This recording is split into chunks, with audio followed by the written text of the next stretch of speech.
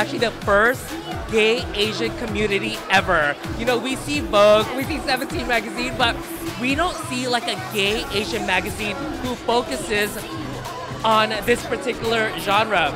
And for Daniel to be coming out with a magazine that is for teenagers, people in their 20s, 30s, and 40s, I just want to support it 100%.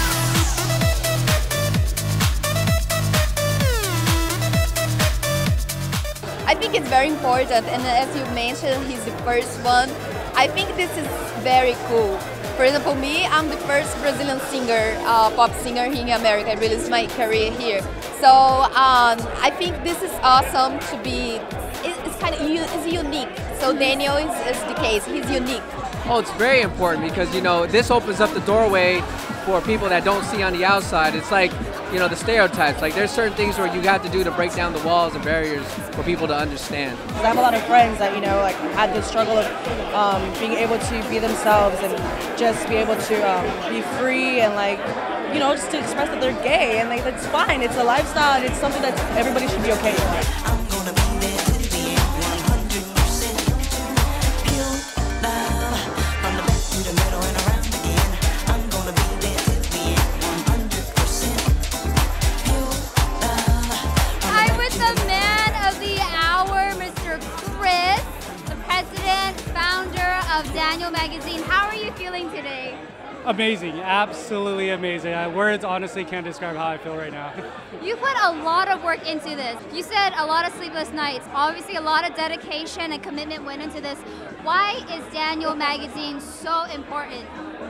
Well, if you look at mainstream media and you look for the representation of the gay Asian male or just the gay Asian community in general, where is it? You don't really see it. So you see this community just marginalized. There's a lot of people trying to find a place of belonging, to say that it's okay to be me and to be proud of who I am. And that's why there's a lot of bullying, a lot of self-esteem issues, a lot of suicides even occurring. So we want to make sure that there is a beacon for them, there is a light for them, and say that, you know, we're here, we hear you out, we're going to give you a voice. I was in the Marine Corps for 5 years. And within that 5 years, it was under Don't Ask, Don't Tell. For 5 years, I had to stay silent. And I couldn't share who I was, I couldn't go online, I couldn't talk to friends. So that's why after 5 years in Camp Pendleton, I decided to leave my Marine Corps. I am still a Marine inside. I'll always be a Marine. But my voice has changed. My stance has changed. It's now there has to be a conversation. Because I might have been able to pull myself out, but there's a lot of individuals across this country that can't. That doesn't have a community. That doesn't have somebody out there standing up for them. And you know what? Daniel Magazine is now going to be that voice.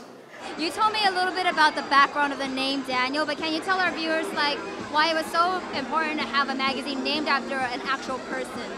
Right, so with Daniel Magazine, we definitely wanted something that was more personable, something that people can relate to, instead of just a word, an adjective that just kind of describes just a certain nature of things.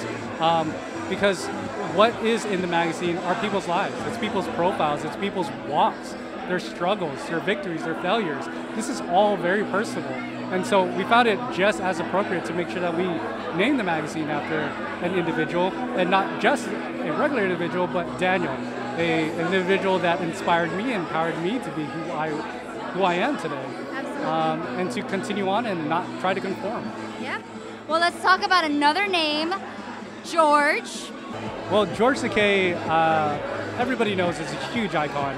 The thing that I really, really love about him is that he's able to reach out not only to the gay community, but the straight community as well. And that's what I love about him, is that he just promotes himself as this great individual, this humorous individual that everybody can relate to. And that's how we want to present Daniel Magazine, in a sense that we can reach out to both communities, the straight and the gay community, and say there's something in here for you. Well, this is a magazine for the gay community and male community, so why did you decide to get involved? I love that question.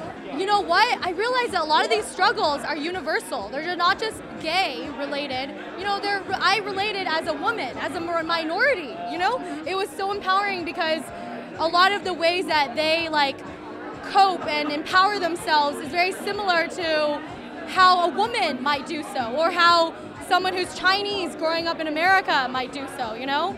So it's very relatable, and I learned a lot. It changed my life.